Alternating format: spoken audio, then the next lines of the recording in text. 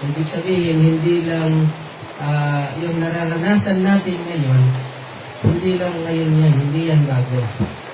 Even sa time noon, in the ancient, ay nangyayari na mayroong clash, mayroong battle between the flesh and the spirit. Between the carnal at saka ng Christian. Okay. Kasi, pero walang carnal Christian. Hindi pwede magsama yun. Bakit walang carnal Christian? Kasi ang carnal is driven by the flesh and Christian is driven by the Spirit of God. So, hindi pwedeng ang isang tao driven by the flesh and driven by the Holy Spirit. Parang ang hirap nun. So, ang picture niyan ay parang tubig at saka langis.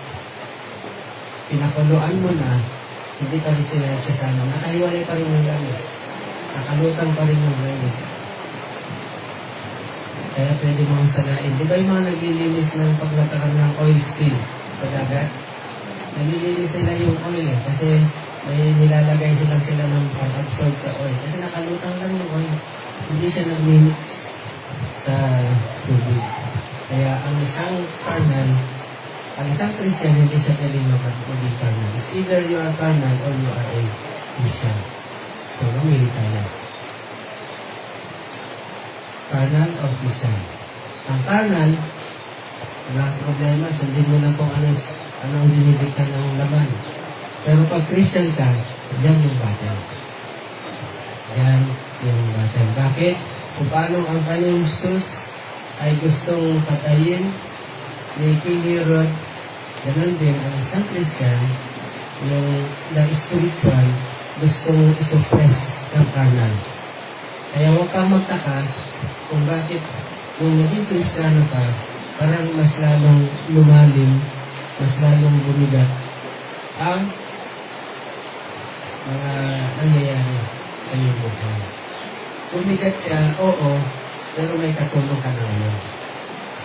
Because, nandyan ang Holy Spirit na siyang gumagabay sa iyo. Kaya, huwag tayong bumiti, huwag tayong magulunghanan, huwag tayong matakot kung nakakaranas. Lahat naman tayo nakakaranas. Huwag mong sabihin ko, pastor ka kasi. Hindi po. Subukan niyo ang pastor. Para sa mga alam niyo. Okay?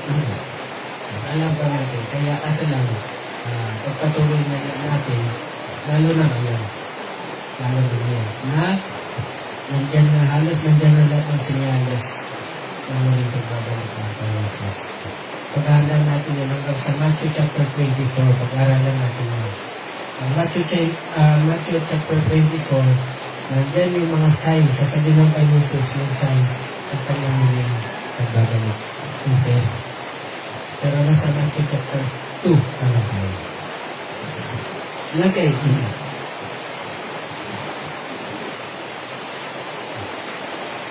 Ilagay ko nga ng pamagat na ang pag-iingat ng Ama sa anak or the fatherly love of God to His Son.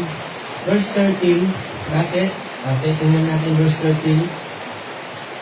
Nang makaalis na sila, ang isang anghel ng Panginoon ay nagpakita. Anyway, iba yung version na binabasa ko.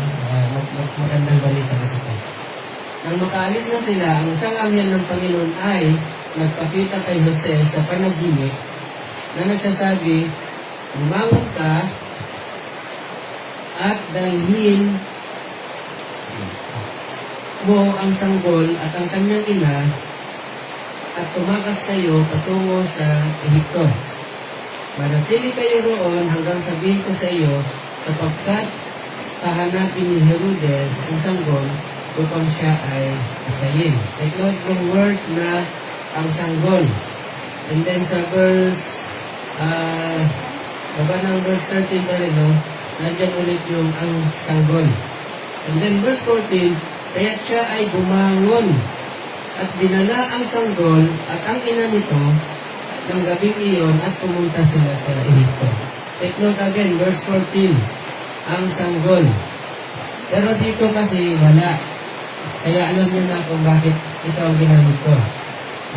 Pansinin nyo sa verse 13 at 14. Sabi sa verse 13, pagkaalis ng mga pantas, nagpakita kay Jose sa panaginip, ang isang anghel ng Panginoon, sinabi nito sa kanya, bumangon ka, dalhin mo agad sa hito ang iyong mag-ina. Hindi binanggit yung ang sanggol. At huwag kayong alis doon hanggat hindi ko sinasabi, sapagkat hanapin ni Herodes ang bata upang patayin. So, bumangon nga si Jose, at nang gabi rin iyon, dinala niya sa Ehipto ang kanyang mag-ina. Wala ulit yung ang sanggol. Okay? Sasabihin ko yan mamaya kung bakit ang sanggol. Okay? Now, verse 15, umalis sila Joseph at nanatili sila roon hanggang sa pagkamatay ni Herodes. Ito ay upang matupad ang sinasabi ng Panginoon sa pamamagitan ng propeta mula sa Ehipto ay tinawag ko ang aking anak. So yung propeta na to ay galing sa Hosea chapter 11 verse 1. Of course, maririmay tayo dito dun sa Exodus na out of Egypt, nilabas niya ang mga Israelita at dinala niya sa promised land, sa Canaan. So, Hosea 11:1 ay another or second fulfillment ng part na ito kasi nangyari na ito during the time of Exodus at nangyari din ito sa ating Panginoong Jesus as the Son of God. Take note, yung mga Israelites ay tinuturing ng Diyos ang mga anak niya. Okay, ang Panginoon Jesus ay ang tunay na anak ng Diyos. At tayo din ay tinuring na anak dahil sa ating Panginoong Jesus. So, out of Egypt, ibig sabihin, nilabas siya out of, alam naman natin kung anong Egypt. Egypt ay picture ng pagkakabandage o pagkakalitan sa kasalanan. So, ang Diyos, alis ang kanya doon sa pamamagitan ng Jesus Christ. Pero nangyari muna ito sa ating Panginoon Jesus. Si Herodes ay namatay noong 4 BC. 4 before Christ. Okay?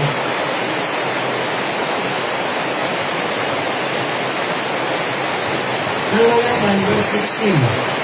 Masalit pa natin verse 16. Nangalaman ni Herodes na siya'y dinaya o bagal mag-isip ng mga pantas. Siya ay labis na nagalit at pinag-utos niya patayin ang lahat ng mga batang lalaki sa Bethlehem at sa karatig poon na may gulang na 2 taon pababa. Ayon sa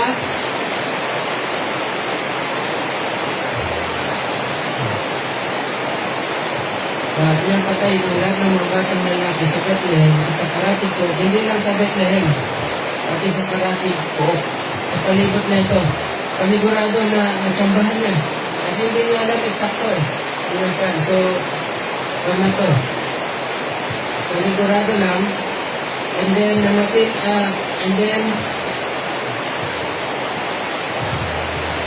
bawasan ng alas. Bawasan ng alas.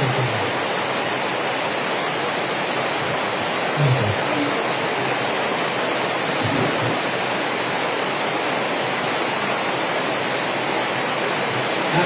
Ang edad ay mula 2 taon pababa ayon sa panahon na kanyang tinatuna sa mga pantas. Dito, hindi naman sa 2 years old na ang ating Panginoon Jesus. Nandun na range. From 1 year old to 2 years old, posible na sa 1.5 year old siya. Pero hindi siya exactong 2 years old. Pinatay lang niya from 2 years old si Herod, panigurado rin, sigurista niya. Pero gaano rin siya kasigurista, hindi pa rin niya pwedeng sirain ang plano ng Diyos. Ang plano ng Diyos ay ang Panginoong Jesus ay mamatay doon sa krus para sa atin. Hindi mamatay dito sa atin. At hindi siya mamatay bilang sanggol. And then, kaya natupad ang sinabi sa pamamagitan ng Propeta Jeremiah Ito naman po ay nasa Jeremiah 31:15.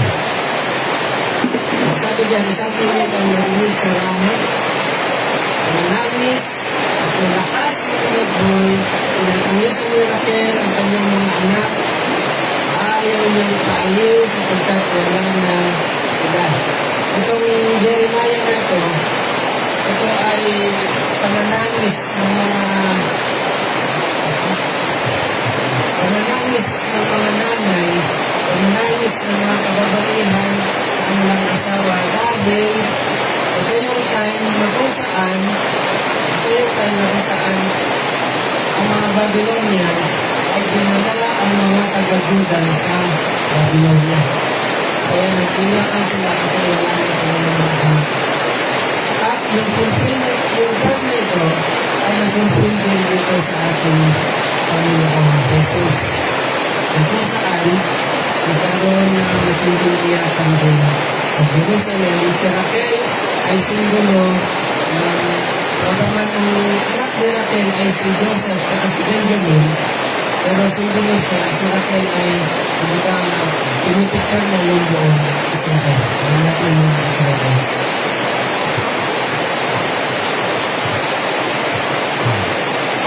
Ngunit pagkamatay ni Herodes, sa verse 19, ang isang anghel ng Panginoon ay nagpakita sa panaginip ng Jose sa Egypto ay nagsasabi, umaga pa at tayin mo ang sanggol at ang kanyang ina at pumunta kayo sa lupain ng Israel. Okay? Sapagkat patay na ang naghahanap sa buhay ng sanggol. Kaya, ang sa inyo, bumangon siya at dinala ang sanggol at ang ina nito at pumunta sa lupain ng Israel. Ngunit, verse 22, nang mabalitaan niya na si Archelaio ang nagahari sa Judea, si Archelaus ay anak din ni Herod at kasing cruel din. Kung paano ka-cruel si Herod, ganun din ka-cruel si Archelaus. So, nang nabalitaan na si Archelaus ay nagahari, kahalili ng ano nito si Herodes, natakot siyang pumunta roon dahil pinasabihan siya sa pamamagitan ng panaginip na nagtungo siya sa nasasagot ng mga Galilea. Okay, so si Joseph, Mary, at saka si Jesus ay pumunta sa Galilea. Specifically, sa lugar ng Nazareth kasi doon nakatira sila Joseph before ipahamak si Jesus Christ. So pumunta sila sa Nazareth. Thus, sinasabi ng mga propeta na siya ay tatawagin ng Nazareno. Nazareno, yung mga iba't ibang kahulugan ng Nazareno. Ang Nazareth kasi, ang ibig sabihin ng Nazareth ay sprout. Alam mo yung parang palataw. Kung sprout, yung sprout na yun, ang Nazareth sa Hebrew. Okay? Pwede siyang sprout, pwede siyang branch na mula sa root. Yun ang ibig sabihin ng Nazareth. Pero, kaya pwede posible na tatawagin siyang Nazareno dahil sa pagtupat sa propesya na mula sa root of David ay meron lalabas na branch. Kaya, mula sa root of David ay lalabas na branch o sana, ang susok ng sana, makikita natin yan sa Isaiah chapter 11 verse 1. Pero, meron po isang meaning ang Nazareth. Ang Nazareth kasi ay malapit na merong highway dyan na tinatawag na King's Highway na kung saan daanan ng napakaraming tao pati mga Gentile.